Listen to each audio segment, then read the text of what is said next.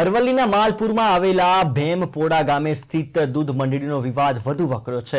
ભેમપોડા દૂધ મંડળીના સભાસદો દ્વારા ચેરમેન સામે ભ્રષ્ટાચારના આક્ષેપો કરવામાં આવ્યા છે। આ મામલે સભાસદોએ મોટી સંખ્યામાં મોડાસા કલેક્ટર કચેરી ખાતે રજૂઆત કરી હતી। સભાસદોએ ચેરમેન સામે મળતિયાઓ સાથે મળીને જૂની કમિટીને બરખાસ્ત કરી નવીન કમિટી બનાવવાનો આક્ષેપ કર્યો છે। આ અંગે સભાસદો દ્વારા કલેક્ટર સમક્ષ નવી કમિટીને બરખાસ્ત કરી ચેરમેન સામે કાર્યવાહી કરવા રજૂઆત કરાઈ હતી।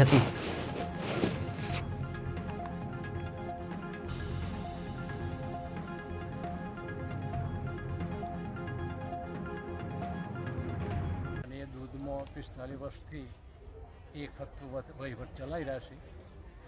કોઈનો હિસાબ બતાવવાનો નહીં, કમિટીને જાણ પણ નહીં આપવાની, એજન્ડા પણ નહીં લખવાનો અને ટોટલી ભ્રષ્ટાચાર કરવાનો।